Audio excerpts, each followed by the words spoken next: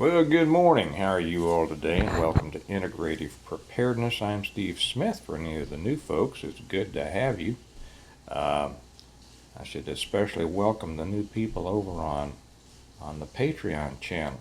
A lot of people have been joining us over there. If you haven't, you can. The link is down below, and we put a lot of stuff over there that I don't put on YouTube, but visit us if you would like.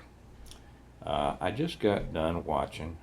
By the way, it's Sunday morning. We're kind of relaxed around here. If you hear noise in the background, it's just everybody getting up and ready for all the activities of the day. I told them they didn't have to be quiet for this. Uh, I just got done watching a movie called Free State of Jones. I recommend it. It's a heck of a movie. If you're not familiar with it, it'll probably be, if you wiki it, it'll explain more about it than I could. Um, but it's basically about some people who did not. It takes place in Mississippi during that war they called the Civil War. Which again, if you've been with me before, you don't need this explanation. If you haven't been with me before, maybe this will be new information to you. That was not a civil war. It's called a civil war. It was not a civil war. Somebody will come on and say, yes, it was because I heard about it in my high school history class. A civil war is when you have two sides fighting for control of the same government, and that's not at all what happened during that war. Okay. I talk about that in depth in my books, and I've talked about it before in videos. I won't do it right now. That was just an aside, because so if you hear me say that war they call the war the Civil War, that's why I'm saying it. Anyway, it occurred. It took place in Mississippi during that war. A bunch of people, for reasons that I'm not even going to go into because it's not the point of this video, decided not to fight for the South, and they didn't fight for the North. Anyway, they carved out because they didn't want to be a part of that conflict, because they didn't feel like they were invested in it. They didn't want to be scooped up in it. They established essentially their own state. Kind of like what I've written about in my books in the Stonemont, or that Stonemont was declared to be autonomous, sovereign and autonomous and under nobody. But they carved out their own essentially state, and down there of several counties in Mississippi, and they declared it to be the Free State of Jones. And they fought for what they believed, and not for the different sides, both of which they disagreed with. So that's a synopsis of that. I do recommend it. It is loaded with lessons. Now, some you may not agree with. Some of the political stances you may not agree with, or you might. But that's not the point here. It is loaded with lessons about community, about preparedness, about survival, about man's relationship with government. And that's what we're kind of concerned about right now. War is coming. I don't think there's any doubt about that. I've said it, and many others have said it. They are determined to take us into another war.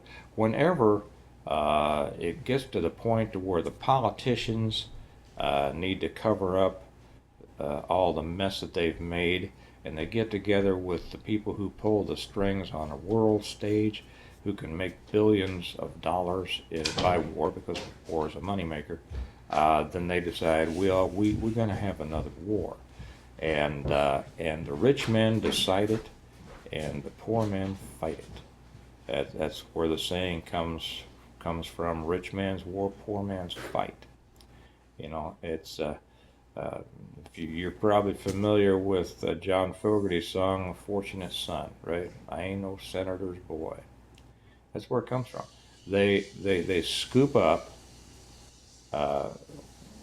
people who don't necessarily support what the government is doing, and they send them over to go fight.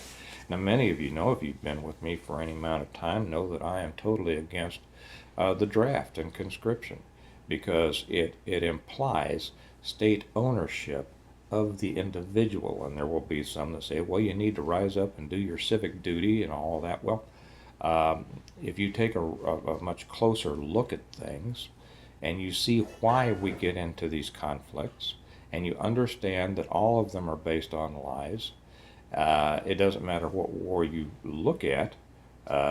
They lied about Vietnam. We're talking about people my age. They sold it on a lie. They tore young men out of their families and their jobs and their relationships and their friendships and the lives that they were building, and they sent them over to Vietnam to be killed and maimed and screwed up mentally and physically for the rest of their lives, all in the name of making a buck for the powers that be. Um, the same thing. It was not much different if you know real history, as opposed to the history that's taught in schools, with World War II and World War One. And you think about, and those of you who have kids or grandkids of the ages that might be uh, that might be subject to a draft if it would came back. And you know, the military is having a hard time. They can't fill their quotas. If they're going to go into a war, and if it's not going to be all push button war, they're going to need people. And although I think that one of our people over on the Patreon channel, Hondo Bob, who had a long military career and knows a lot what he's talking about, he's made the case that he doesn't think uh, that they could actually implement a draft, and that it simply has to do with logistics. You know, I think it's something that we still need to be concerned about. But this idea, if you have young people of that age, you should be concerned about this. You should be concerned about this no matter what age, because it comes down to the basic idea of when we are not being attacked. As Smedley Butler said, if you've read his book War is a Racket, he finally came to the conclusion. He's a retired Marine Major General. He came to the conclusion that the military should only be used on the borders to protect our country. Okay, but we have corrupt people that have risen to leadership, just like you know what floats, and and they decide that they're going to send our people all over the world for all sorts of things that have little to do with protecting our country. But they sell it well. You know, they sell it great. They wrap it in this idea of patriotism. They wrap it in this idea that, well, if we don't fight them over there, we're going to have to fight them here. That's BS. That don't fall for that stuff. Okay, nobody. Well, I'm not going to get into that because that's really I could go on for a half an hour with that. If we had strength, and if we had strength at our borders, and if we projected strength around the world, it would keep people from attacking us for the most part. And there will be those who don't know their history who will say, "Well, Japan attacked us." You have to understand what built up to that and how we actually sucked them into that, and what built up over the previous 10, 15 years over in that part of the world. Just like that war they call the Civil War. They think that people think that it started at Fort Sumter when the South fired upon resupply ships coming into Charleston Harbor. Well, that was the North sucked them into that. It's all smoke and mirrors. Um, Learn the truth. The truth will set you free. But back to this, we need to be prepared for the war that's coming and prepare ourselves. Again, maybe in case I didn't finish that thought, um, I don't agree with conscription. Anybody that wants to go and serve in the military, I think that's great. Good for them. The military offers many experiences that you can't get, you know, in non-military. Well, you can, but for the most part, it doesn't. It offers opportunities for many people who don't have as many opportunities out, depending on the economy out in the real world. It offers a lot of things, and it's a career path that is worthy of respect. But it should be choice. It should not be forced, because, as I said, that implies state ownership of the individual, and that is slavery. See, when somebody can tell you that, well, you have to leave your family at 18, 19 years old, you have to leave your family, you have to leave your relationships, you have to leave your friends, you have to leave your church, you have to leave your job, you have to leave your boyfriend, girlfriend, whatever. You have to leave your those things that you have been dreaming about, those things you have been working towards. You have to leave that, and you have to go and be trained to kill and for a country. Excuse me just a second. I'm saying goodbye to my kids. So I just took a break to say goodbye to my oldest son and my daughter, who are headed out to an activity. I always stop, and if my kids are leaving, or Kelly is, and I stop it, and I tell them goodbye, because they are the most important thing. I didn't raise them to be sent off to fight in a rich man's war for things that they don't even know about, and with which they may not agree, or which I don't agree. Uh, so when if a government is able to do that, that says that they own the person, and that is slavery. Now, if it's a situation that no country should go to war, uh, well, let me put it a different way. If war was necessary, it's also necessary for the government to explain to the people why it's necessary, and then enough people will join the military. Others will choose not to. Others have other jobs. You know, as when it comes to the draft, there are many occupations that are exempt from the draft. That's the government saying, well, your job is important enough. You don't have to go fight for our money, because we want you to stay in the job you're in. You're serving us. See, this is what it is. You're serving us. You're serving society in such a way. If you're a police officer, you don't have to go. If you're a fireman, you don't have to go. If you're a minister, you don't have to go. Or sometimes that's a little iffy. But if you are, you know, a baker, all sorts of things. If you are deemed to be, important to the war effort, then you're exempt. But if you're one of those unfortunate people who just decided, well, I want to pursue a nice life and learn a trade or get an education and raise a family, well, we're sorry, but that's just not important enough. See, that's not important enough for you to not be sent over there to be killed for us.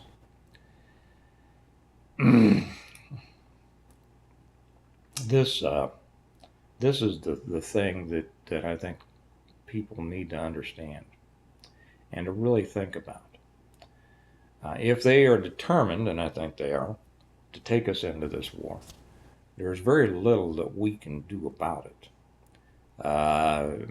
Simply because, the mass of the government is huge. They want to go to war, we're going to war. And the reason they want to go to war is because their little puppeteers want us to go to war. We, the little people, are disposable. We don't matter to them. We don't matter. That's why they will come and take our children and send them off to war.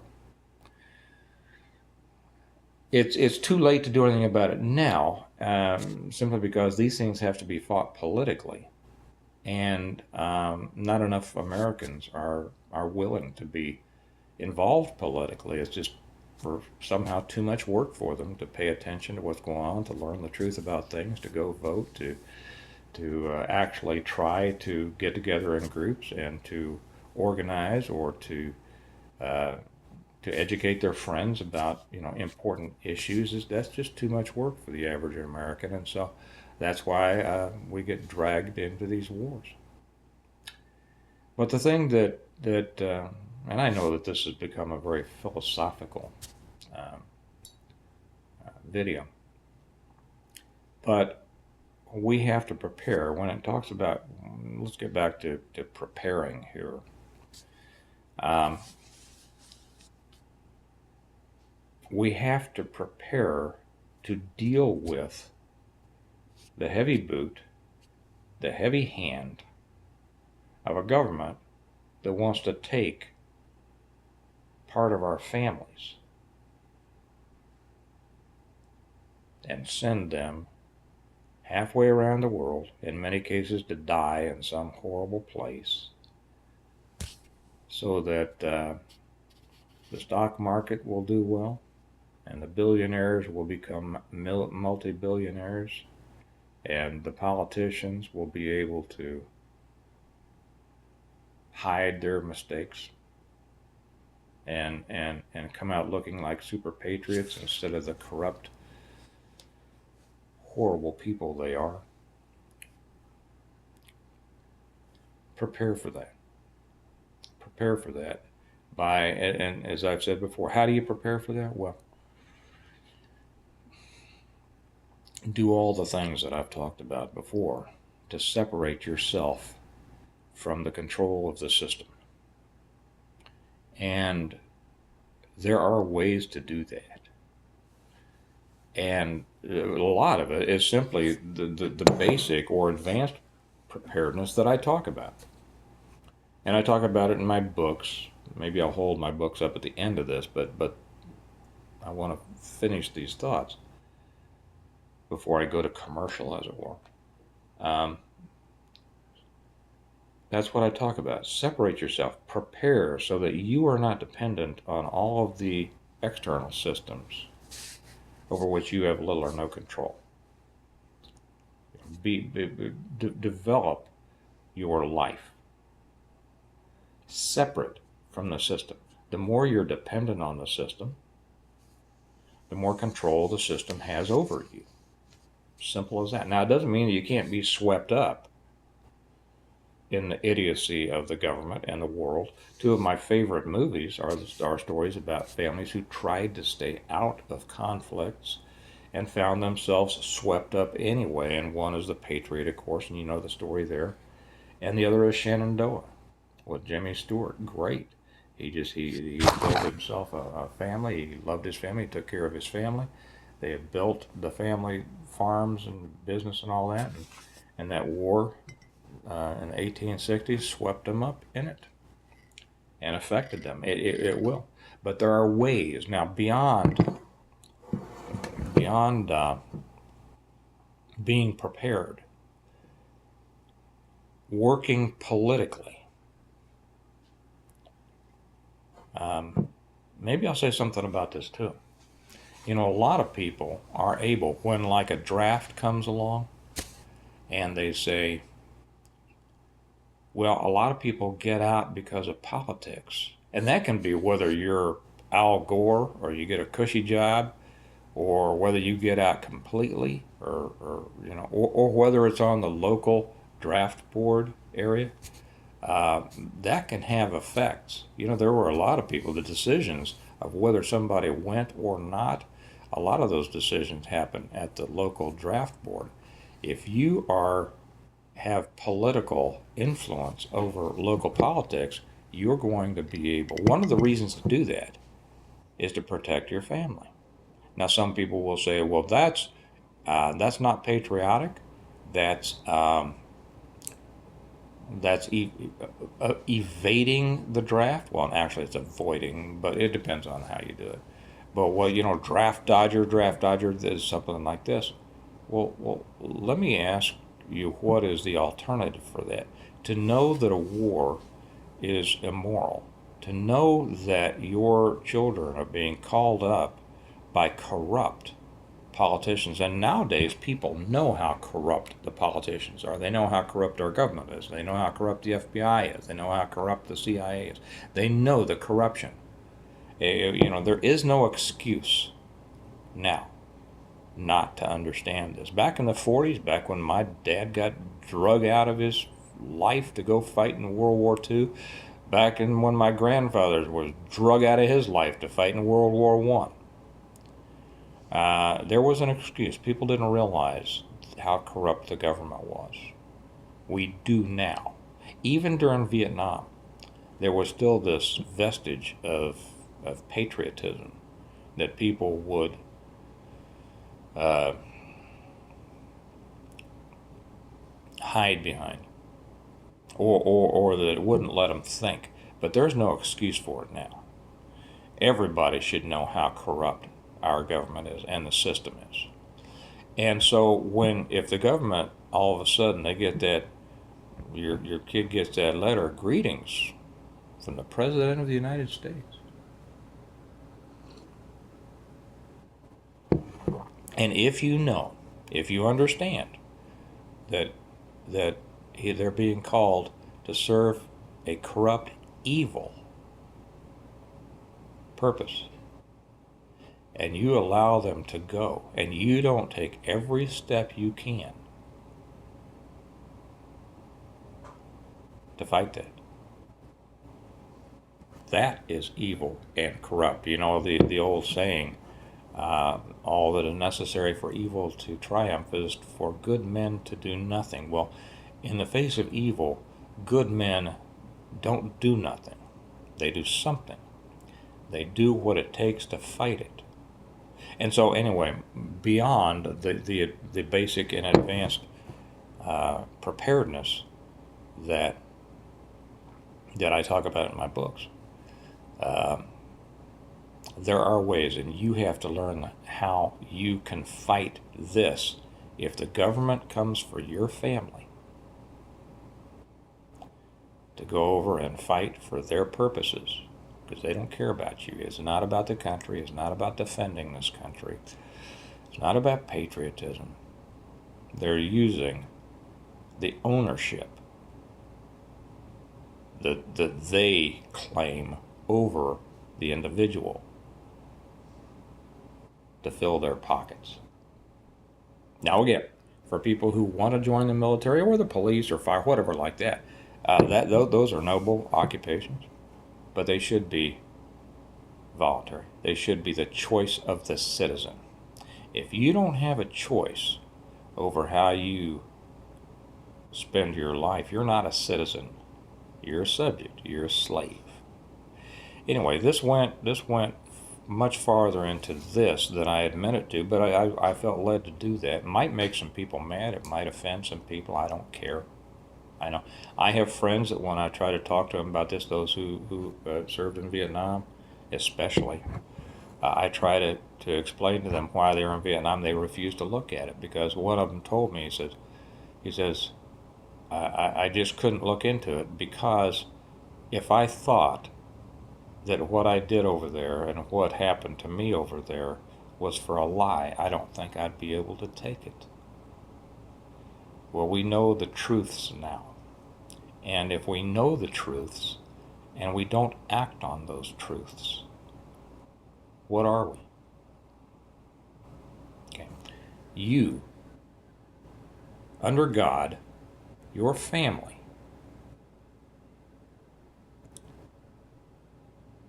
is the most important thing. It's the building block of community, of countries, whatever. Your family has to be first under God. To serve a corrupt organism,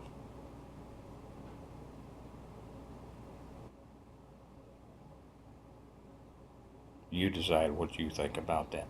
I know I'll probably get some hate on this. I don't care. You're wrong. You haven't thought it through. Think about it. Think about what you would do. I'm not even going to put my books up. If you want to read my books, by the way, if you're new, I'm the author of the Stone Mount series. I talk about separation from the system. I talk about how a true community and government should work in the series, and the links are down below. You can get them through Amazon or you can get them through me and my website, stonemount.us.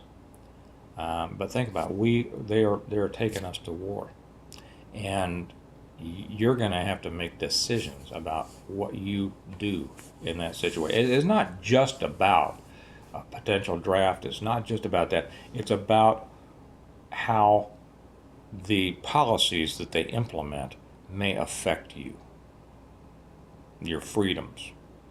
They'll use a war to take away even more of our constitutional rights. Economically, it will affect you. The less you're prepared, the more it's going to affect you. The better prepared you are, the less it's going to affect you. Prepare. Prepare like you never have before. Because these people are crazy. They're insane and they're evil.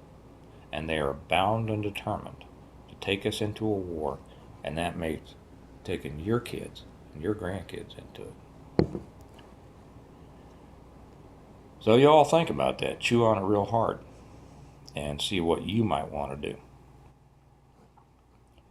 I won't tell you to have a good day. I'm going to have a good day, but have a thoughtful day. Think about this stuff. Think about what if this does come down the road.